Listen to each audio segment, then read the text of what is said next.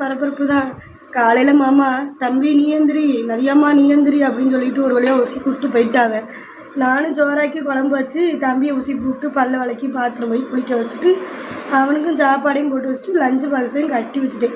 சரி அப்பாடான்னு சொல்லிட்டு ஒரு பால் பாக்கெட்டு நேற்றுக்கு வாங்கினேன். அதை காப்பி போட்டு குடிக்கலான்ட்டு உட்காந்தா தம்பிக்கு இந்த புது வருஷம்ல இந்த வருஷம் தானே ஸ்கூல் போயிருக்கிறான். ஐடி கார்டுக்கும் என்ன விளையாட்டை விளையாட பிடிக்கும் அப்படிங்கிறதுக்காக ஒரு ஃபார்ம் கொடுப்பாங்க போல். அந்த ஃபார்மை ஃபில் பண்ணணுன்ட்டு எங்கள் வீட்டுக்காரு ஆதார் கார்டு கேட்குறாங்க, அது கேட்குறாங்க, இது கேட்குறாங்கன்ட்டு வேலைக்கு போன இடத்துலேருந்து 100 டைம் ஃபோன் அடிக்காவ. 100 டைம் ஃபோன் அடிக்காவன்னா எதுக்கு தேவையில்லாமலாம் அடிக்க மாட்டாவ. தம்பிக்கு நீங்கள் கொண்டு வரணும்னு சொல்லிட்டாவில் அதுக்காக பார்த்துக்கோங்க. ஆதார் கார்டு அனுப்பு, ஐடி கார்டு அனுப்பு அப்படின்னு சொல்லிட்டு. எங்கள் வீட்டுக்காருக்கு ஃபோன் யூஸ் பண்ணுறது பிடிக்கும். நானே ஃபோன் பார்த்துட்டு இருந்தாலுமே என்னையவே திட்டிக்கிட்டே இருப்பாங்க. முன்னாடினா கல்யாணம் முடிச்ச புதுசுலலாம் படங்களை ஏற்றி பார்ப்பாவ.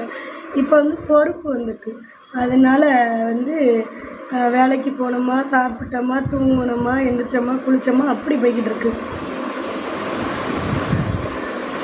நீங்கள் கல்லஞ்சிச்சு காப்பிலாம் போட்டு குடிச்சிட்டீங்களா? உங்கள் வீட்லேயும் ஆதார் கார்டு எதெல்லாம் தேடிக்கிட்டு இருக்கீங்களா எப்படி?